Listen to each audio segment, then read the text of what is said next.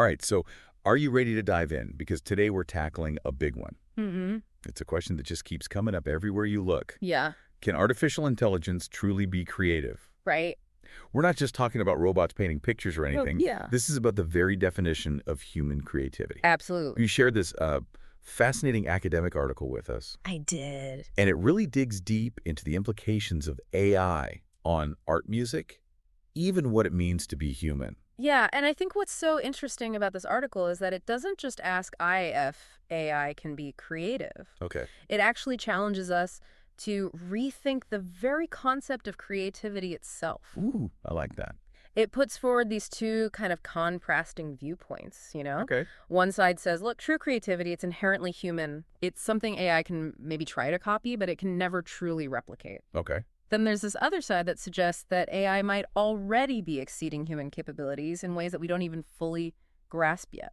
It really makes you stop and think. All right, Millie. Because we've always kind of put creativity up on this pedestal, Sure. this like uniquely human trait, Yeah. a sign of our ingenuity. Yeah. But what happens when machines start creating art that moves us or music that resonates deep down? Yeah. Does that devalue human expression or does it redefine it? Yeah, that's a huge question. And that potential devaluation is actually something the article calls anthropological loss. Anthropological loss. It's like, imagine a world where anyone could write a novel just as good as your favorite author. Right. Compose a symphony as breathtaking as Beethoven's just by using AI. It makes you question the value of years of dedicated practice, of honing a craft. Absolutely. And it gets even more complicated, I think, when you start to think about the measures we use to assess intelligence and creativity. Right. Like the Turing test. Yes. You know, this test that tries to figure out if a machine can act intelligently enough to be indistinguishable from a human. Yeah.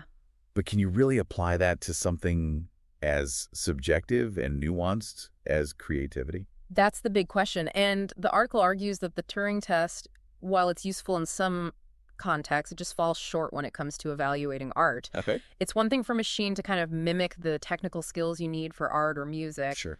But capturing that essence of human experience, the emotions, the inspiration, Yeah. that's a whole different ballgame. It really is. It's like you can tell a computer to follow all these rules and patterns, but can you program it to actually feel the same way we feel when we create? I don't know if you can. This is where the article brings up this really interesting concept called the Lovelace effect. Okay. Have you heard of this? I have, yeah. It basically suggests that we might be more easily impressed by AI creativity just because we don't expect machines to be creative in the first place. Right. It's the element of surprise that gets us. That's like, oh, wow, a computer did that. Exactly. And because we have this inherent bias, Yeah. we're more likely to be wowed by something that we don't expect. And this is where the article takes, I think, a really fascinating turn. Mm-hmm. Instead of getting stuck on this question of whether AI art lives up to our standards of creativity, Right. it flips the script Oh. and asks if we are even equipped to judge it at all. That's a good question. It challenges everything we think we know about what it means to be human, Yeah. and specifically what it means to be a creative human. Absolutely. And it introduces this really interesting idea called the aesthetical aversion Turing test. Okay, I got to be honest, when I first read that one, I was like, Yeah. what is the aesthetical aversion Turing test? So think about how you meet someone new. Okay. You kind of size them up, right? Yeah. Get a feel for them. Sure. This test suggests that we might do the same thing with art, and that our gut reaction to AI art especially can actually reveal a lot about our own biases. Okay. Imagine you're looking at a piece of art, you find it deeply moving, technically brilliant, truly original, but then you find out it was created by AI. Yeah. How does that make you feel? You know, I think a part of me would almost feel a little, I don't know, cheated. Right. Like I connected with this piece so deeply. Yeah. But to know that it wasn't created by a human with a soul, with emotions, Yeah. I think it would make me feel almost a little repelled, honestly. Interesting. And that aversion that you're talking about, that reaction you had, Yeah. that might actually be proof of how creative the AI really is. The article says that when we reject something just because it was made by a machine, Right. it could be because deep down it's challenging our beliefs about what it means to be human, Okay. especially a creative one. So it's not about whether AI art fits our definition of creativity. Right. It's about whether we can even judge it. Like, are we letting our own limited ideas about creativity stop us from experiencing something new, Yeah. something that might even go beyond what we thought was possible. And it goes even further. Okay. It asks this really radical question. What if a machine creates art just for other machines? Wow. Completely separate from us, from human perception. Okay. Is that still art? That's a good question. If there's no human to experience it, to understand it, does it mean anything? It really makes you rethink why we make art in the first place. It does. Is it about expressing ourselves, Yeah. communicating our feelings, Yeah. or can it just exist on its own as a way for AI to explore? Yeah. Or even just as a result of how complex these algorithms are? And if AI can be creative, like the pure creativity, Right. what does that say about us? Right. Are we ready to actually appreciate AI art for what it is? Yeah. Even if it means facing our own discomfort and changing how we define art. It's kind of exciting and scary at the same time. It is. But it's also freeing in a way. Definitely. You know, the article doesn't just give us problems to think about. Right. It also suggests some pretty incredible possibilities. Absolutely. Like, what if instead of replacing human creativity, Yeah. AI actually makes it better? That's where the article's idea of more than human creativity comes in. Okay. More than human creativity. It suggests that AI could work with us in the creative process, Okay. push us beyond our limits and into uncharted artistic territory. So it's like a partnership almost. Exactly. Like, think about music. Okay. We're already seeing AI composing pieces that are unlike anything we've heard before, Right. creating brand new genres. It reminds me how people reacted to photography when it first came out. Oh, interesting. Some people in the art world didn't even think it was really art.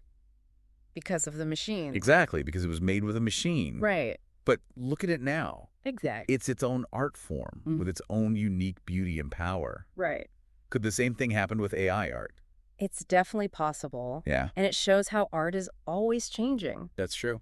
What we think of as art today might be totally different from what future generations think. Right. And AI could be a big part of that change. This whole conversation makes you think about the real-world effects of AI creativity. For sure. If machines can create art, music, literature, Yeah. what happens to the artists, the musicians, the writers? It's a valid concern. Will they be out of a job, or will AI become this tool, Right. a partner even, Exactly. that helps them reach new creative heights? Yeah, and the article actually looks at that question from some pretty interesting angles. Okay. It says, what if, instead of thinking about it as us versus them, Right. we start to see AI as a partner in creativity? Okay, I like that. Imagine architects using AI to come up with buildings that are not only functional, Yeah. but also absolutely beautiful. Right. Or filmmakers working with AI to create special effects so real you can't even tell the difference. Like AI could help us break free from the limits of our own minds. Exactly. And it's not just about art and music either. Right. Think about what this could mean for science. Oh, absolutely. AI helping researchers analyze huge amounts of data Yeah. to find hidden patterns and speed up discoveries in medicine, energy, you name it. Imagine doctors using AI to diagnose diseases earlier Right. with more accuracy. Yeah. Or teachers using it to create personalized lesson plans for each student. It's like a future where AI isn't replacing us. Right. It's helping us achieve more than we ever could on our own. Exactly. And this all ties back to that idea of anthropological loss Okay, yeah. we talked about earlier. Right. You might be thinking, if machines can do all this amazing stuff, what does that make us? Yeah, are we even needed anymore? And the article's answer to that is really interesting. It Yeah. says that by taking on some of this creative work, Yeah. AI might actually free us up to focus on the things that make us uniquely human. Like what? Things like empathy, compassion, critical thinking, our ability to love and connect with each other. So AI can handle the technical stuff? Yeah, But it's up to us to give it meaning, to give it heart. exactly. AI might be able to come up with a melody, Right. but it takes a human to turn it into a song that makes you feel something. This has been such a thought-provoking conversation. I agree. And I think the biggest takeaway for me is this. Okay. We shouldn't be afraid of AI. We should be excited about the possibilities it creates. Yeah, Maybe AI isn't here to replace human creativity at all. right. Maybe it's here to help us redefine it, push its boundaries, and ultimately make us even more creative than we ever thought possible. I think that's a great point. If this topic blew your mind, and I know it blew mine, Me too. you've got to check out more of Edalberto Fernandes's work. He's brilliant. His research on AI ethics, the future of art in a tech-driven world, It's mind-blowing stuff. Absolutely fascinating. And that's a wrap on today's deep dive. Wow. I hope this sparked some ideas and got those creative juices flowing. Mine too. Until next time, keep those minds curious, and we'll see you on our next deep dive.